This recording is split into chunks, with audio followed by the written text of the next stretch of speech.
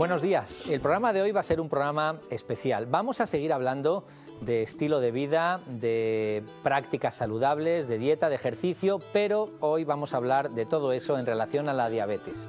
Oímos hablar con frecuencia de la diabetes, pero ¿sabemos realmente en qué consiste esta enfermedad? ¿Cuáles son sus síntomas? ¿O qué diferencia hay entre una diabetes tipo 1 y una tipo 2? ¿Se pueden prevenir? Estas y muchas otras preguntas las despejaremos en este programa especial de Estar Bien. No se lo pierdan porque además les daremos una fórmula para ser un poco más conscientes de la enfermedad, de esta enfermedad, haciendo deporte, sí, deporte. Para hablar de todo ello tenemos al doctor José Ramón Calle, que es médico endocrinólogo en el Hospital San Carlos de Madrid. Doctor, bienvenido. Muchas gracias, buenas tardes. Gracias por acompañarnos. También tenemos, pues como no puede ser de otra forma, tenemos a Eva Delgado, que es la que nos trae, digamos, la experiencia de las enfermeras y de las educadoras en diabetes del Hospital de Fuenlabrada. Muchas gracias. Bienvenida. Buenas tardes. Y la parte que completa esto es, por supuesto, aquellos que se ocupan de divulgar y de prevenir la enfermedad. En este caso, Beatriz Dueñas, que es la directora de la Fundación Diabetes. Bienvenida. Gracias. Pues antes de nada, lo que vamos a hacer es ver un vídeo que hemos preparado a modo de introducción y inmediatamente hablaremos y entraremos de lleno en la diabetes. La diabetes es una enfermedad crónica que se caracteriza por la presencia de niveles elevados de glucosa en sangre. Esto ocurre porque el páncreas no produce suficiente insulina o porque el organismo no puede utilizar eficazmente la insulina que produce. La insulina es la hormona que permite que la glucosa entre en las células y, por lo tanto, pueda producirse energía. Por eso, al faltar esta, la glucosa se acumula en la sangre. Actualmente, la diabetes está considerada como una de las principales causas de muerte en España debido al importante aumento del riesgo de desarrollar una enfermedad cardiovascular que un mal control de la diabetes puede conllevar. De hecho, más del 50% de los pacientes con diabetes fallecen de enfermedades cardiovasculares. Bueno, pues la primera pregunta después de ver el vídeo, para situarnos un poco, Beatriz, es, bueno, ¿cuántas personas padecen en nuestro país esta enfermedad? No vaya a ser que pensemos que es algo que le pasa a unos pocos, y para que un poquito, bueno, el que la padece, que nos estará viendo, pues es evidente que lo sabrá. Pero ¿de cuántas personas afectadas estamos hablando? Pues estamos hablando, según los últimos estudios, del 13,8% de la población. Esto significa que más de 5 millones de personas en España padece diabetes. Y lo más grave es que 1 de cada 3 no sabe que padece diabetes. 1 de cada 3. 1 de cada 3. Ahora le preguntaremos al doctor y a nuestra enfermera acerca de las implicaciones que tiene eso. ¿Qué tipos de diabetes hay? Existen 2 tipos de diabetes. De los 5 millones de personas que he mencionado, el 90% se estima que son personas con diabetes tipo 2. La diferencia entre ambas diabetes es que la tipo 1 se produce porque desaparecen las células beta del cuerpo, de repente el páncreas deja de generar insulina y la persona depende de la insulina desde el primer día. Además, el debut normalmente suele ser bastante escandaloso. En el caso de la diabetes tipo 2, pues se produce por una degeneración del páncreas debido a los malos hábitos de vida que tenemos, el sedentarismo, pues el páncreas poco a poco deja de generar insulina y llega un momento que la persona se convierte en diabética. Se acaba gastando. Es que el cuerpo humano se gasta. Le pasa al corazón también y a la próstata en los hombres. Y el páncreas llega un momento, doctor Calle, que dice basta, ¿no? Sí, el páncreas llega un momento que dice basta, y eso sobre todo es en las personas con diabetes tipo 2, que tienen resistencia a la insulina. Entonces llega un momento en que por la resistencia a la insulina, es una insulina que trabaja mal, la estamos malgastando, desperdiciando y llega a agotarse. El mecanismo en la tipo 1 de la que ha hablado Beatriz hace un momento es un poquito diferente. Entonces puede ser un inicio mucho más rápido, mucho más espectacular y más que se gaste el páncreas, como hay un ataque, en la mayor parte de los casos es lo que se llama un ataque autoinmune y todo el proceso va mucho más rápido. Y una de las causas fundamentales para que se gaste el páncreas es el sobrepeso. Entonces, la resistencia a la insulina, que también es el denominador común de otra serie de enfermedades, por ejemplo, tensión, colesterol, la propia obesidad, pues induce ese mal funcionamiento de la insulina y, como digo, una persona que inicialmente, al principio de su diagnóstico de diabetes tipo 2, a lo mejor incluso tiene más cantidad de insulina que una persona no diabética, a medio y largo plazo va a agotar la reserva y aparte de que a corto plazo va a...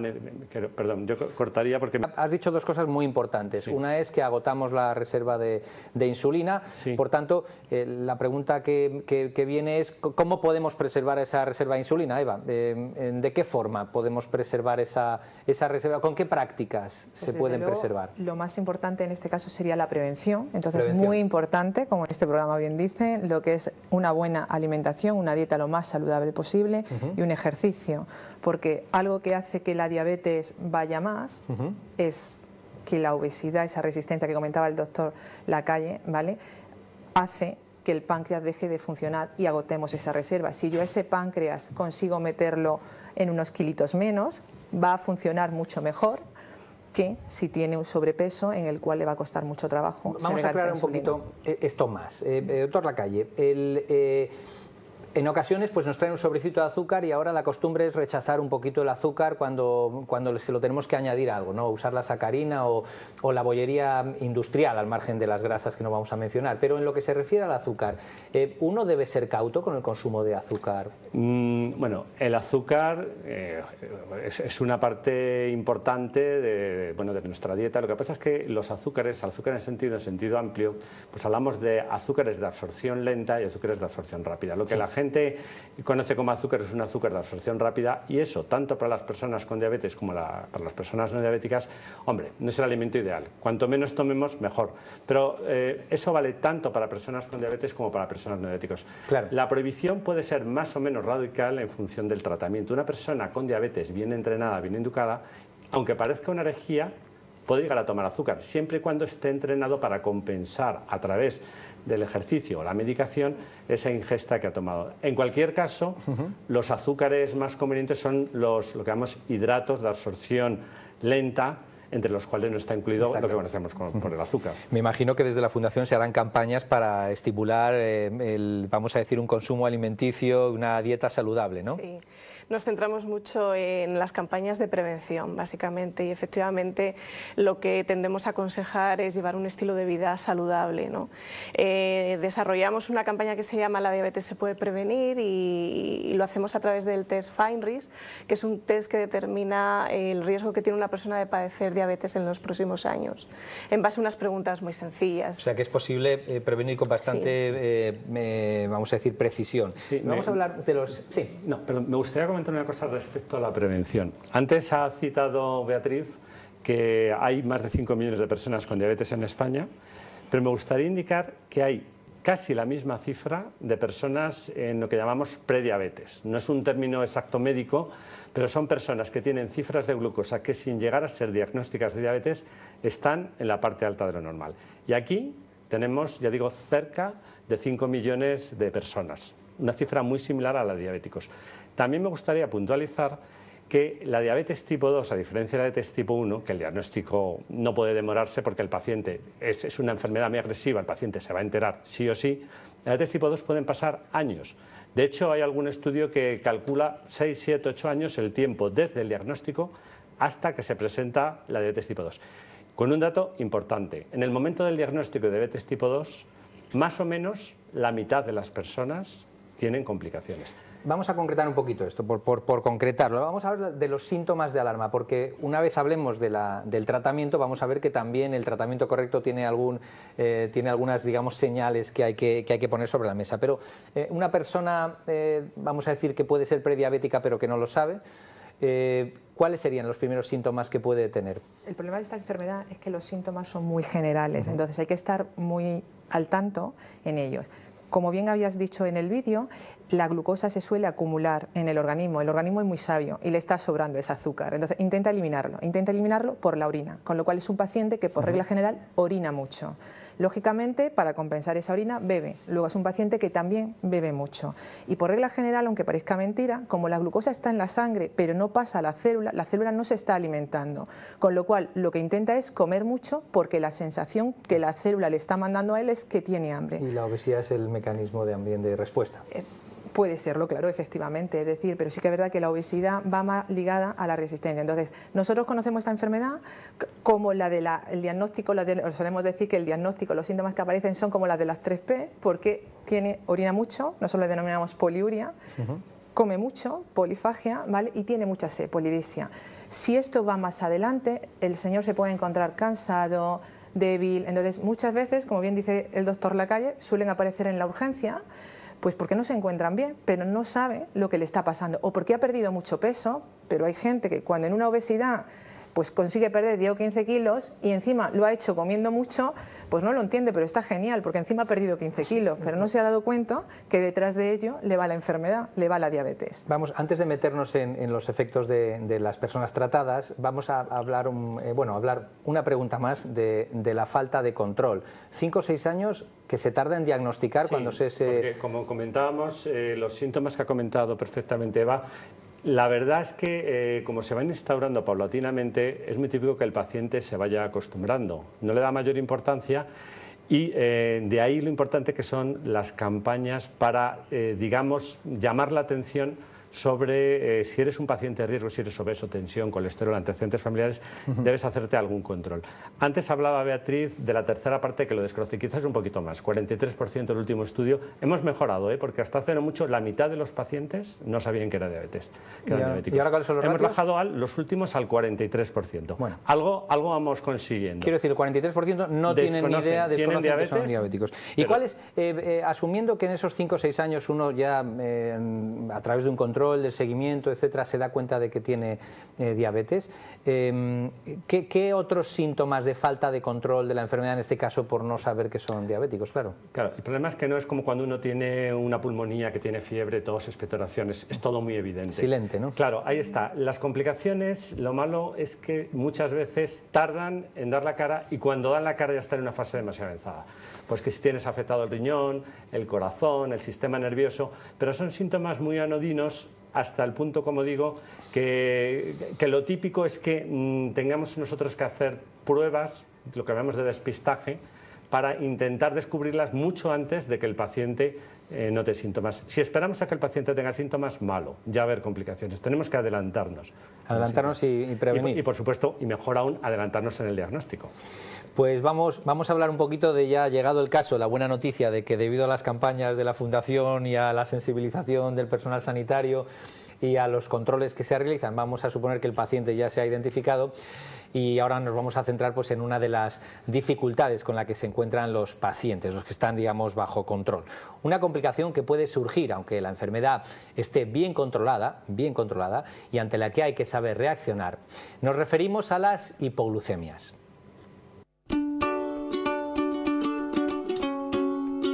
Las hipoglucemias son el mayor problema al que se enfrentan los pacientes con diabetes a diario. Se producen por una disminución de los niveles de glucosa en sangre y el combustible fundamental de las neuronas que componen el sistema nervioso y el cerebro. La causa es un desajuste entre la cantidad de hidratos de carbono en el organismo y el efecto de la medicación al bajar las cifras de glucosa. Suele estar determinada por 3 factores fundamentales: la falta de ingesta de alimentos, la práctica de ejercicio físico o un exceso de medicación. Tratar inmediatamente la hipoglucemia puede salvar la vida de una persona. Por eso, ante la mínima sospecha, el paciente debe medir sus niveles de glucosa a través de un pinchazo en el dedo. Y es que si no se controla, puede llegar a producirse un coma hipoglucémico. ¿Qué contradicción? El tener un buen control de la diabetes puede tener el riesgo de que en un momento dado uno tenga hipoglucemia. Sí, es una paradoja, pero es verdad como la misma. De hecho, si no existieran las hipoglucemias, todos los pacientes estarían bien controlados. Nosotros decimos a un paciente que nos viene con unas cifras insuficientemente buenas de glucosa, sin mirar, dobla la dosis. Entonces, seguro que si dobla la dosis, pues el azúcar va a caer espectacularmente. Pero claro, tropezamos siempre con el pero de las hipoglucemias. Hombre, afortunadamente tenemos hoy en día nuevas herramientas terapéuticas que nos permiten esquivar mucho mejor las hipoglucemias que con los fármacos con los que contábamos hace poco. Y lógicamente estas hipoglucemias, cuanto más agresivo sea el tratamiento, más probables son. Una persona con diabetes tipo 2 controlada solo con estilo de vida y un tipo de fármacos orales que no inducen hipoglucemia, pues tiene mucho menos riesgo que el paciente diabético que se pincha muchas veces insulina o el diabético tipo 2 que también se pincha insulina, que los hay. ¿Cómo se debe reaccionar ante una hipoglucemia? Pues ante una hipoglucemia el problema que hay es que los síntomas que aparecen son muy generales. Entonces, lo primero hay que saber conocerla, lo segundo, reconocerla a sí mismo y, por supuesto, confirmar, como han dicho en el vídeo. Ante la duda, si no tenemos el medidor a mano, por supuesto, habrá que resolverla. Pero los síntomas, al ser tan generales, que es desde una sudoración, una palidez, una frialdad, alteración un poquito en la conducta, que el paciente lo notes como un poco de amnesia. Cada persona lo vive de una manera. Entonces, lo más general, y hay personas que lo notan hasta con sensación de hambre, porque lógicamente están con una bajada de azúcar y hay que remontar esa bajada, te lo define, pero no consigues que te lo definan siempre de una misma manera. Son síntomas muy generales que incluso una cefalea te podría estar dando indicación de una bajada de Doctor azúcar. Lacalle, ¿cuál es el coste, si se sabe, el coste económico, el coste social de la hipoglucemia? Empezando porque las hipoglucemias, la mayor parte de ellas pasan desapercibidas o difíciles de etiquetar. Hay una clasificación de hipoglucemias y las que digamos que están mejor cuantificadas son las graves, que por definición son las que presentan asistencia de terceras personas. Esa será en una persona con diabetes tipo 1, pues a lo mejor 1,15, 1,20 por paciente y año. En diabéticos tipo 2 tratados con insulina, pues como la tercera parte de esta incidencia. Y luego, en otro tipo de personas con diabetes tipo 2, pues la incidencia es menor, pero es muy difícil de cuantificar. La mayor parte de hipoglucemias, afortunadamente, son moderadas o leves y el propio paciente es capaz de hacer frente a la situación. El coste económico no está cuantificado, es difícil de calcular, sí, ¿no? Ni siquiera está cuantificado el coste económico del conjunto de la diabetes. Hay estudios, pero los propios economistas que los han hecho reconocen que se quedan cortos. Sí que podemos decir que el coste económico de la diabetes globalmente, una persona con diabetes multiplica el coste sanitario y también como carga para la sociedad, para la familia, el coste personal, faltas al trabajo, digamos, invalideces precoces. Supone para la persona y para el país un coste económico importantísimo, pero no está bien cuantificado, la verdad. Eva, tú que tienes experiencia en cuidar, en tratar a pacientes diabéticos, por lo general son personas que en un momento dado entienden que tienen que hacer ejercicio físico y se implican, o les cuesta un poquito más porque piensan que como son enfermos de diabetes tienen que quedarse quietos, vamos a decir, o no cansarse mucho. ¿Cómo lo ves esto? Me sonrío un poquito porque, como Beatriz bien sabe, ¿vale? El ejercicio es algo que cuesta mucho trabajo. Estamos hablando sobre todo, como ha dicho muy bien el doctor Lacalle, en un diabético tipo 1, generalmente gente joven, adulto, puede asumir que el ejercicio forma parte de su tratamiento. Pero un diabético tipo 2, que la mayoría son personas mayores, el hacer ejercicio, aunque en los últimos años se está recomendando, porque es buenísimo para todo, sí, no solamente para la diabetes, ¿vale? Sí que es verdad que se quedan un poquito cortos. Y en España, generalmente, yo suelo decirle a mis pacientes que somos un poco vagos, por regla general. Entonces, sí que es muy bueno el ejercicio para intentar, ¿vale?, conseguir. Pero el problema que tenemos con la hipoglucemia es que muchas veces los pacientes le buscan la solución o siempre la buscan a modificar lo que es el tratamiento y no se dan cuenta que si hoy se han movido más para ir a la compra o se han movido más porque van a visitar al hijo que le pilla más lejos, puede ser que la baja de ese azúcar no haya sido la medicación que se está tomando, sino el ejercicio extra que ellos están haciendo. Beatriz, yo te voy a hacer una pregunta que no sé si sabes, y es, ¿sabes que hay personas que han obtenido medallas olímpicas y son diabéticos? Por ejemplo, el campeón del mundo de remo, creo que de hace una olimpiada, no de esta, sino de la anterior. De la anterior. O sea, es decir, realmente desde la Fundación estáis concienciando sobre la necesidad de hacer ejercicio. Sí. Y qué mejor forma que organizar una carrera. Cuéntanos un poco. Eso es. Estamos organizando una carrera popular por la diabetes, junto con la Asociación de Diabéticos de Madrid y Salud Madrid, el próximo día 18 de noviembre en el Parque Juan Carlos I. ¿Y quiénes se pueden apuntar? Se puede apuntar todo el mundo. Todo el mundo. Todo el mundo, porque además hemos organizado una carrera de 10 kilómetros donde podrá ir a participar la gente que corra, gente con diabetes y gente sin diabetes. Además, para la gente que no corra por diferentes motivos, pues podrá participar en una marcha de 2,5 kilómetros y también organizamos carreras infantiles para los niños. En estas tres modalidades vamos a tener puestos de habituallamiento que estarán controlando y de control glucémico que estará controlando la Sociedad Española de Diabetes, es decir, que cualquier persona que participe, que tenga diabetes y quiera controlar antes, durante o después de la carrera su control glucémico podrá hacerlo. Y en paralelo además vamos a montar otras actividades también. 19 de noviembre. 18 de noviembre, para recalcar. A las 10 de la 18 mañana. de noviembre, perfecto.